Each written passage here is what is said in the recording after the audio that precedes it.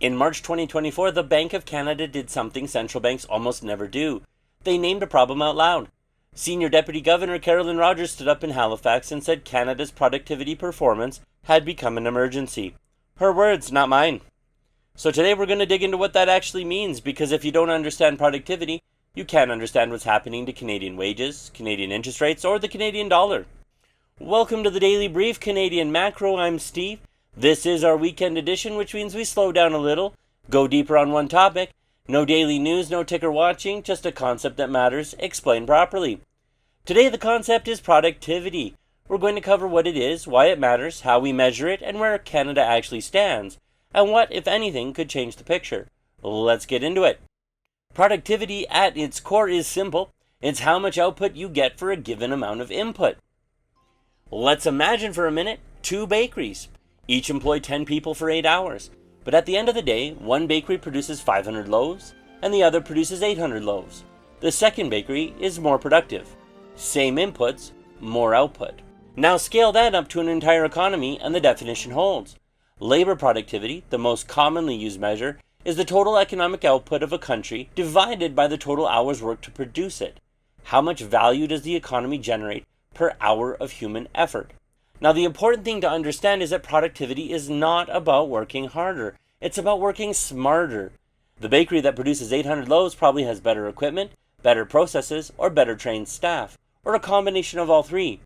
The workers aren't necessarily putting in more effort, they have better tools. That distinction matters because when politicians talk about productivity, people sometimes hear, work harder for less. That's not what this is. Higher productivity means each hour of work produces more value, and that's what creates the room for higher wages, lower prices, and a better standard of living. This is where it gets real for everyday Canadians. Productivity growth is the primary engine of rising living standards over time, not government spending, not population growth, not debt. Those things can move the needle short term, but sustained improvement in how much value an economy produces per hour worked, that's the only durable source of rising prosperity. Here's why. When workers produce more per hour, businesses can afford to pay them more without raising prices. When businesses raise prices to cover wages without a corresponding increase in output, that's when you get inflation. Productivity growth is what breaks that link. It's what allows wages to rise without stoking inflation. The Bank of Canada made exactly this point in Rogers' 2024 speech. She called productivity a way to inoculate the economy against inflation. That's a precise and important idea. A productive economy can grow faster, pay workers more, and keep inflation in check, all at the same time. An unproductive economy is forced to choose between growth and price stability, and Canada has been stuck in that second situation for a while now. There's also a compounding effect that people underestimate. A 1% difference in annual productivity growth doesn't sound like much, but sustained over 30 years, it results in an economy roughly 35% larger than it otherwise would have been. The gap between Canada and the United States on productivity has been building for 20 years. That compounding is now showing up in real ways, in wages, in living standards, and in the exchange rate. For investors specifically, low productivity has a direct transmission into asset prices. When an economy can't grow without stoking inflation, the central bank has to keep interest rates higher. Higher rates for longer compresses equity valuations, hurts bond prices, and weighs on the housing market. The productivity problem isn't abstract. It shows up in portfolios, pensions, and benefit plans. There are a few ways economists measure productivity, and it is worth knowing the difference. The most common is labor productivity, GDP per hour worked. Take the total economic output of the country, divide by the total hours worked to produce it, and you get a dollar figure per hour. That's the headline number you'll see most often, and it's what the Bank of Canada and the OECD primarily use when they talk about Canada's productivity problem. The second measure is multi-factor productivity, sometimes called total factor productivity. This one is more ambitious. Instead of just measuring output per hour of labor, it tries to account for all the inputs: labor, capital, technology, and management quality. The idea is to isolate the efficiency of how those inputs are combined. It's a much harder number to calculate, but it gives a fuller picture of whether an economy is genuinely innovating or just throwing more resources at the problem. For our purposes today, we'll focus on labor productivity, GDP per hour worked, because it's the most intuitive and the most widely reported. But keep in mind that when Canada lags on labor productivity, it almost always lags on multi-factor productivity too. They tend to move together. One important distinction that gets missed in a lot of coverage, there's a difference between the level of productivity and the growth rate of productivity. Canada's level, our absolute output per hour, is reasonably high by global standards. We are a wealthy, educated country. The problem is the growth rate. We're not improving fast enough, and our peers, particularly in the United States, are pulling away. It's not that Canada is unproductive, it's that Canada is unproductive compared to its peers and falling behind. Now this might beg the question, how does Canada measure up? Unfortunately not well, and the data is pretty clear on this. Back in 1984, Canada was producing about 88 cents of economic value for every dollar the United States produced per hour worked. That gap was already there. By 2022, however, that number had dropped to 71 cents. We've lost 17 percentage points relative to the US over 4 decades, and the decline has accelerated in the last 10 years specifically. Among our G7 peers, only Italy has seen a larger productivity decline relative to the United States over that period. Italy, a country where most people think should be a lot richer than it is, given its history, its talent, and its place at the heart of Europe. That's the comparison Canada finds itself in, at the bottom of the G7 on productivity growth, and that should give us pause. The per capita GDP numbers tell the same story from a different angle. From 2015 to 2024, Canada's real GDP per capita growth ranked 37th out of 38 OECD countries, one spot from the bottom. Countries like Poland, Ireland, and South Korea grew their living standards 4 to 6 times faster than Canada over that decade. Even Germany, which has its own well-documented economic challenges, outperformed us. Here's the part that catches people off guard. Canada's headline GDP has kept growing. So if growth is happening, why is this a problem? The answer is population. Canada added nearly 1 million new residents per year at the peak of recent immigration targets, roughly 3 times the historical average.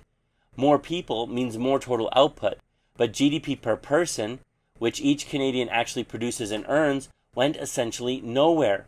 The real GDP per capita actually declined for multiple consecutive quarters. Now, this is not an argument against immigration. Canada needs immigration, and the demographics demand it. But think of it like a picnic. If you invite more people, you need more pies. If the number of pies stays the same, everyone goes home a little hungrier than before. That's what productivity is about. It's the pie, and Canada hasn't been baking enough of it.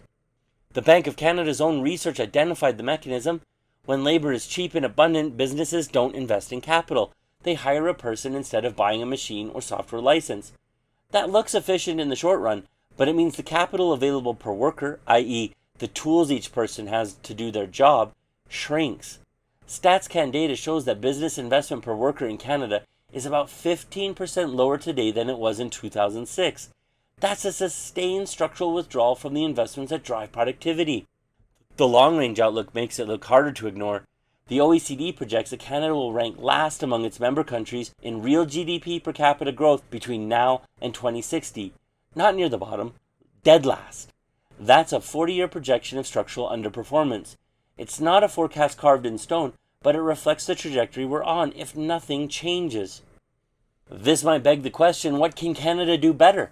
Well, this is the honest but difficult part of the conversation because there are real answers and real reasons those answers haven't been implemented. Carolyn Rogers identified 3 levers in her 2024 speech, and the research broadly supports all 3. The first is business investment. Canada chronically underinvests in machinery, equipment, and intellectual property relative to our peers. The policy tool here is well understood. Accelerated capital cost allowances let businesses write off investments faster, which improves the after-tax return on investing. The United States has used this aggressively. Germany, however, takes a different approach. They offer direct R&D tax credits and co-investment programs that pull small businesses, particularly smaller ones, into innovation alongside universities. Different models, same goal. Canada has elements of both, but is committed fully to neither. The second point that Rogers made is competition. Canada's economy has several major sectors, such as telecom, banking, groceries, and airlines, where a small number of players dominate, face limited competition from foreign rivals, and as a result have limited incentive to innovate or invest. When your margins are high and your market position is protected, there's no pressure to improve. Carolyn Rogers specifically called this out. More competition enforced by a stronger competition bureau with a broader mandate is one of the most direct ways to push Canadian businesses toward productivity improving investments. The third and final is skills matching. Canada ranks first in the OECD for post-secondary attainment.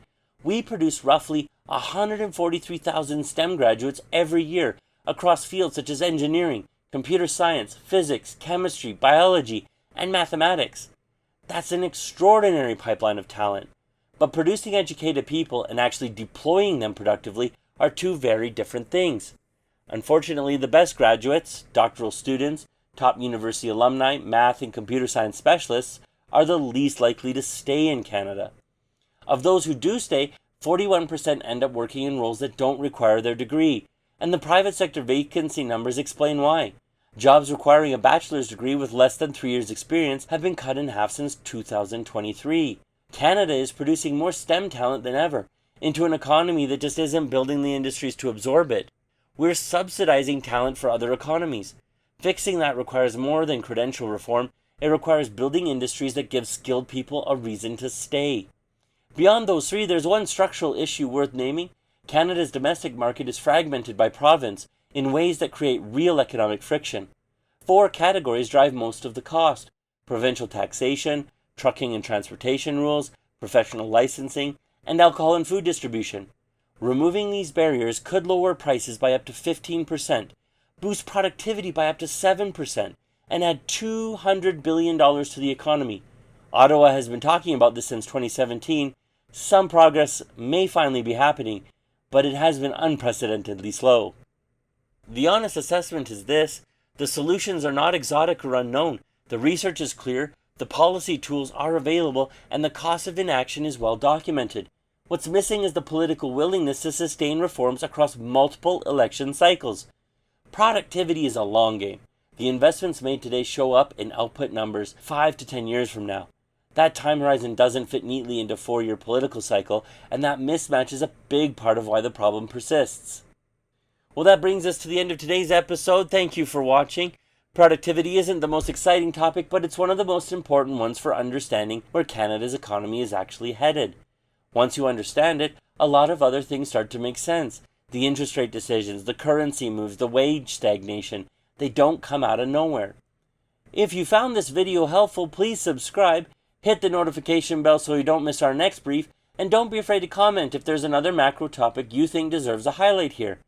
I'm Steve. As always, nothing here is financial advice. Everyone's situation is different, so please do your own research and talk to a qualified professional advisor before making any investment decisions. Good night.